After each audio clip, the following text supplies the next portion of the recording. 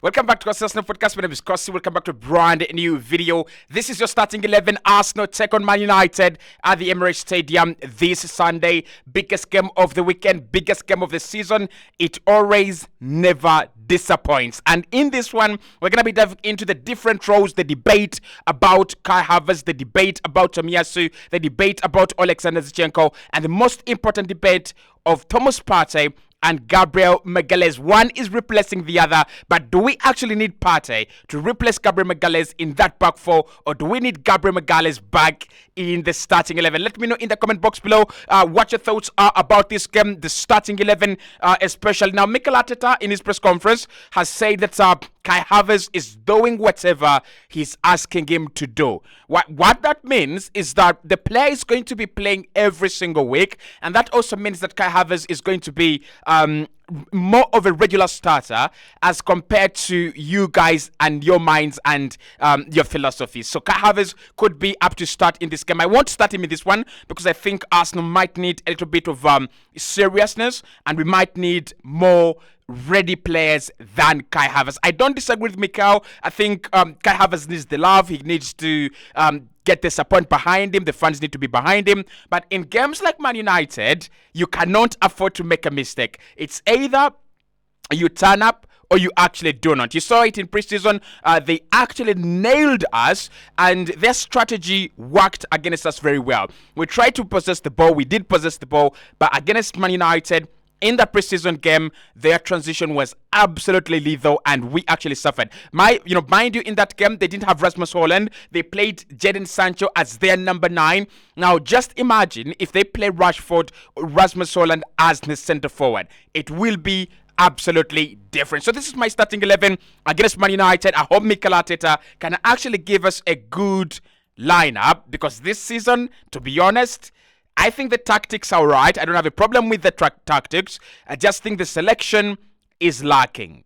So in goal, I will go with Aaron Ramsdale. Obviously, I like David Raya a lot.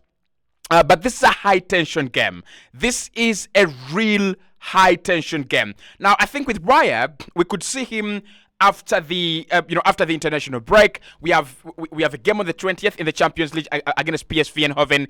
That will be away from home. Is it away from home or at the Emirates Stadium?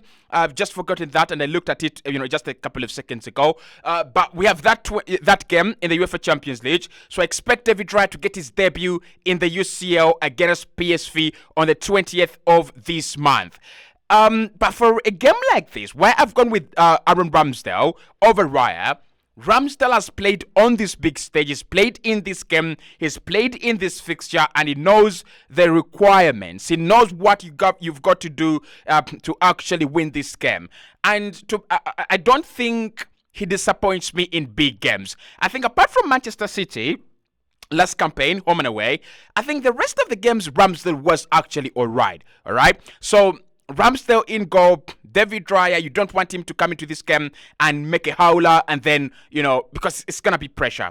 It's going to be a lot of pressure. So Ramsdale has lived the pressure. He's lived the experience. Best candidate to start in goal for us on Sunday evening. Right, the back four I'm going to go with. Let's go with Tomiyasu at left back. Yes, it's a little bit crazy from the guy that loves Alexander Zinchenko, really, but I think defensively, we have to be alert. We have to be strong, and we have to be responsible. I think that is the word. Every player is going to have to take responsibility for themselves. With Tomiyasu, you've got a player who can, stop Rashford in 1v1 situations, but then you've got a player who can also beat Anthony and also beat the likes of Garnacho in 1v1 situations. I think he's stronger, he's more focused. If you don't play Tomiyasu in this game, probably Jakub Kiwior would be a better option, but for me, Tomiyasu is the best option at left back. Obviously, I still think Alexander Zinchenko should come on into this game 70th minute, maybe 75th minute,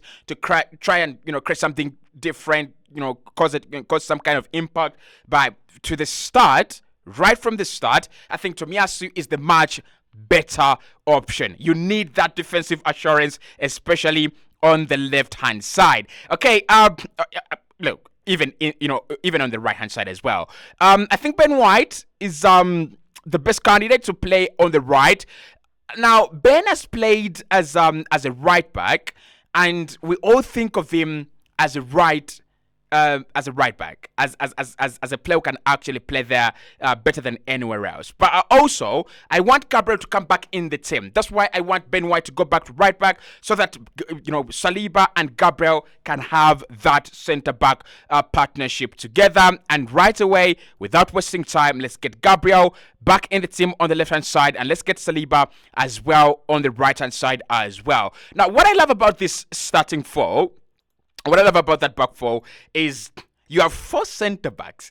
I don't know if you guys realize we have four centre backs in Tomiyasu, who's actually comfortable in a back three. It means that whenever Ben White inverts into midfield or just makes that run to support Saka and help out in the offense, then we can shift across to back three with Tomiyasu, Gabriel Magalhaes, and William Saliba. But also, why I like that back four is it means that William Saliba can actually cover for both Gabriel and Ben White, because I don't trust Ben White defensively, and I also don't trust Gabriel Magalhaes defensively to the levels I trust William Saliba. So Saliba being that kind of free man, Ben White the centre back stroke right back on the right, and Gabriel the centre back on the left, paired up with Tomiyasu, it leaves William Saliba with that kind of freedom just to deal with anything coming his way. And of course, if Rasmus Hojlund plays in this game, William Saliba will need to have him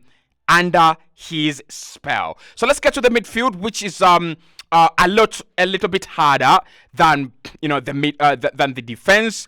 Now, I think Thomas Partey and Declan Rice should definitely play together in this game.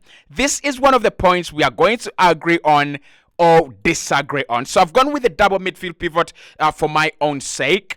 And that double midfield pivot is Thomas Partey and Declan Rice. So the reasoning behind it, and if you've not watched my video about Sofian Amrabat at Manchester United on the 90 more, please go and watch it, because it actually brings out the role of Thomas Partey and Declan Rice in games like this. So because Man United want to play on the transition, because they want to play a little bit quicker, they will try to bypass the press. They will try to bypass the press at a higher speed with a higher standard. We know they have players like Eriksen, players like Amrabat now, who will not play in this game, players like Casemiro, players like Bruno Fernandes, who've got that ability to just move the ball at a terrific speed through the midfield or even through wide areas as well. So what you want to do is you don't want to allow them that passing range, number one, but then you don't want to allow the gaps and the spaces for them to find. So that is why I played with two defensive midfielders in the pivot and not one of them inverting, both of them starting in midfield, and then one of them who is definitely Declan Rice can be progressing when we are in possession, and out of possession we'll be having a double midfield pivot. So that is why I've gone with two of them. I think I looked at West Ham playing Luton on Friday, yesterday, and I was really impressed with James Ward-Prowse, Edson Alvarez. I was impressed because what West Ham have done, and this is very, very brilliant of David Moyes, they know they cannot have one single midfielder to replace Declan Rice, okay? So instead of allowing their midfield to be overrun by trying to replace him, singularly, they've just gone with two players, and what a midfield they have there. So I think this is a replica of what I saw on Friday. You have Declan Rice as James Ward-Prowse. He's got that ability to on the ball. The passing range is good. Dead ball situations as well.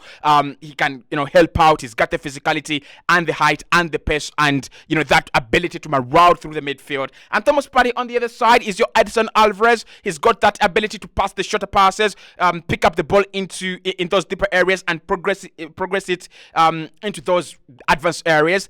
That is the one thing you will love about this midfield pivot. But of course, it means that we can't take out Bruno Fernandes and we can take out Casemiro out of the game with Partey and Rice. And without Bruno and without Casemiro, Man United, there is no question, they will struggle. Obviously, they have Onana and Rasmus Hojlund. That is another problem we will talk about in the How to Beat Man United video. So let's get to the players ahead of Rice and Partey. And I've decided to drop Trossard. I've also decided to drop Kai Havertz. I've not played Fabio Vieira. That is how lethal I've decided to be. So Gabriel Martinelli, obviously, this is his game. He's one of the players that actually impressed a lot in the in this fixture last campaign. Bukayo Saka has made it a habit that he will play wonderful football every single time we play a big team. Martin Odegaard, the creative masterpiece. I'm playing him as a 10, and Gabriel Jesus plays there as our 9. But I won't be. I would prefer Gabriel Jesus and Martin Odegaard to play more like one off the other. I would like Odegaard to play off Gabriel Jesus, not as a 10, but actually off as off Jesus, not as a support striker, but kind of in that role. So the reason that's why I've just dropped Trossard and gone with Martinelli, and I've also dropped any other person I could have played and gone with Saka. Saka is a big game player. There's no question about that. We've seen him in each and every performance for Arsenal last campaign. If I could point out one game, one huge game where he didn't actually play well, it was Newcastle at the Emirates Stadium.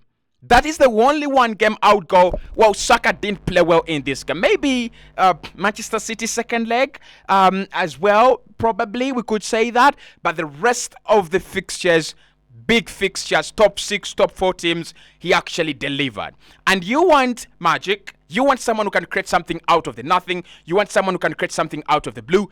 That is Bukayo Saka. So with Arsenal, although we are playing a little bit narrow this campaign, although Mikel Arteta really wants to have possession a lot of the time, Saka is still one of our most important players. It's a no-brainer. There's no question about it.